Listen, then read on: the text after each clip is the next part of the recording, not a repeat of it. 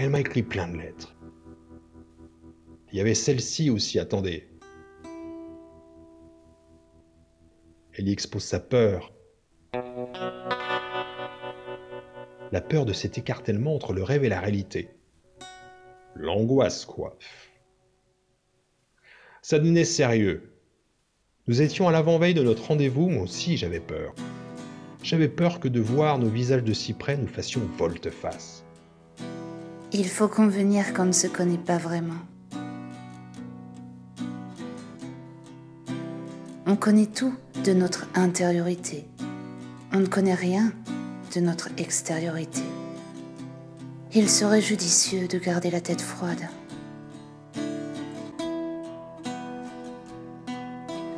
Et il y a toutes ces théories sur la cristallisation, etc., qui n'ont certainement pas été écrites pour nourrir des feux de camp. C'est un vieux réflexe, je ne lui en veux pas. Ce renoncement qu'on nous a inculqué, qui investit et défragmente tout ce que l'on aime, cet engagement qui est reprogrammé dans le disque dur de notre cœur à nous montrer civilisés, polissés, précautionneux, en toutes circonstances, même celles extrêmes de l'amour. Tous ces indices qu'on relève dès la première lecture, à l'aveugle même à force d'entraînement, qui servent la démonstration d'un monde désenchanté. Effectivement, à côté dans la rue marchent les troupes joyeuses et inconscientes, bien ordonnées. Elles suivent une succession de journées passantes. Parfois l'un d'eux se retourne et tombe à terre. Il n'avait pas vu les arrières de son train, ni surtout les à côté. Il n'avait pas vu le paysage sauvage qui se tordait de lianes, ni entendu l'appel du singe hurleur qui met tout, son côté pile, son côté face. Celui qui tombe à terre se remet, bien sûr, mais désordonné. Il poursuit la route militaire, mais il boitille. Sa semelle est béante à l'attaque du pas. Et son regard qui roule le fait complètement chavirer. Il n'y est plus, il est ailleurs. Il est parti, et il ne faut pas le forcer à revenir vers vous. Le hors-champ est tellement moins étriqué, tellement plus illimité, tellement plus illuminé. De toute façon, c'est impossible de s'adapter ici. On n'y arrive pas. Maria, elle est comme moi. Là, vous faites allusion à Alphaville, si je ne me trompe. Votre expérience dans Alphaville.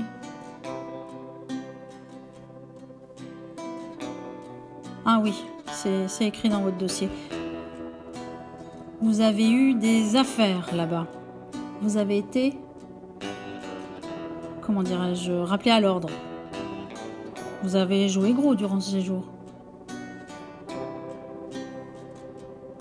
Quand même, quelque chose m'échappe. Vous étiez présélectionné pour de nouveaux Jeux olympiques intercontinentaux. Vous étiez en phase de validation de votre sélection, mais au lieu de jouer le jeu, afin de représenter dignement nos couleurs, vous les avez lessivés. Vous n'avez pas pris les produits comme convenu. Mais qu'est-ce que vous pensiez?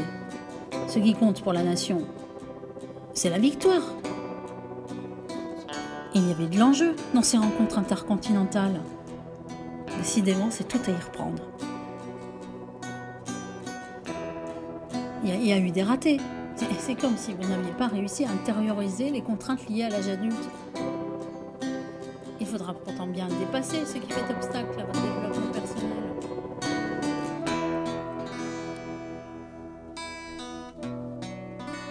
Bon.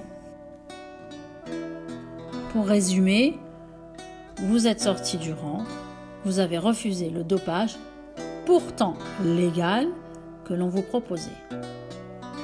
Et il était pourtant clair que vous ne pouviez pas rester à bonne hauteur sur un ring.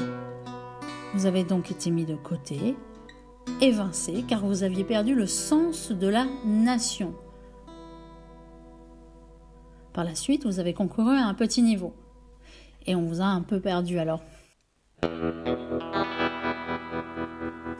Vous êtes devenu le loser, Vous êtes allé à contre-courant de tous les paris.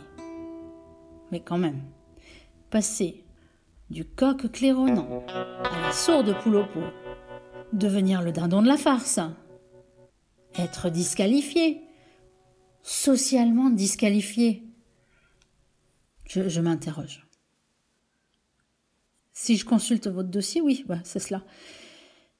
Dans la très haute cité d'Alphaville, vous avez failli aux conventions sportives de présélection olympique intercontinentale. Et je lis. Dans son ordonnance rendue quelques heures seulement après l'audience tenue mardi matin, l'instance d'appel est allée dans le sens de la sanction prononcée fin juin par l'Agence de lutte contre l'antidopage. Lemmy Cauchon a été reconnu coupable de 3 défaillances en l'espace d'1 mois concernant ses obligations d'amphétaminisation, cocaïnisation et stéroïdisation.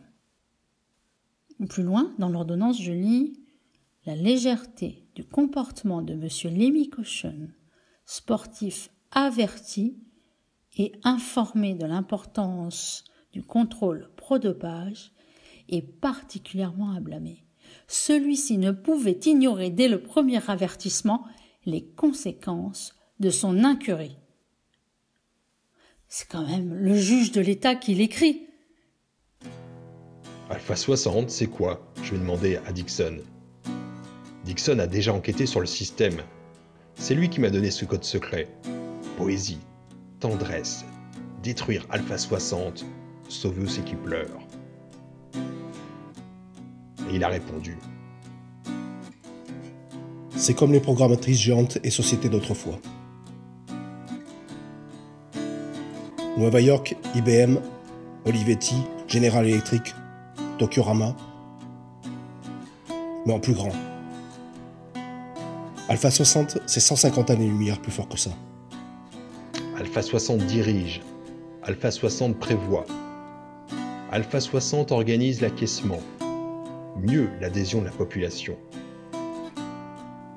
Les gens sont devenus esclaves des probabilités. Les gens sont astucieusement conditionnés.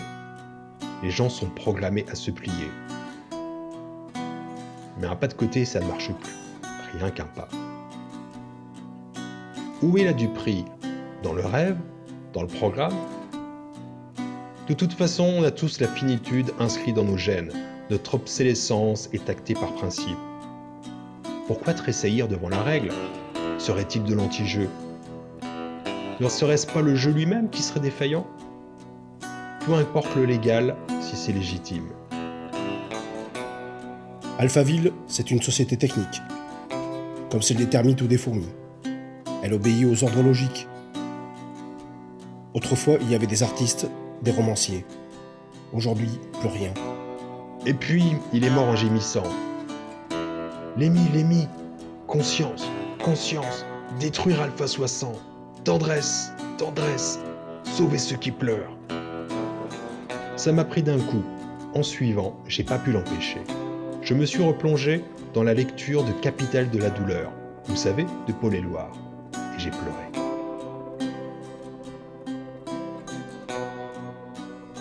Les bêtes qui descendent des faubourgs en feu, les oiseaux qui secouent leurs plumes meurtrières, les terribles ciels jaunes, les nuages tout nus ont, dans toute saison, fêté cette statue.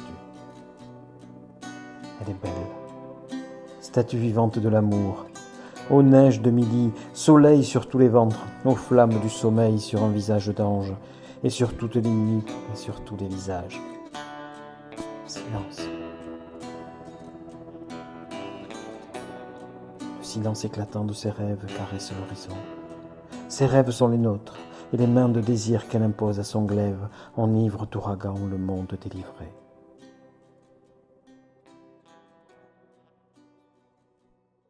Bon, là, voyez-vous, j'ai besoin d'un café.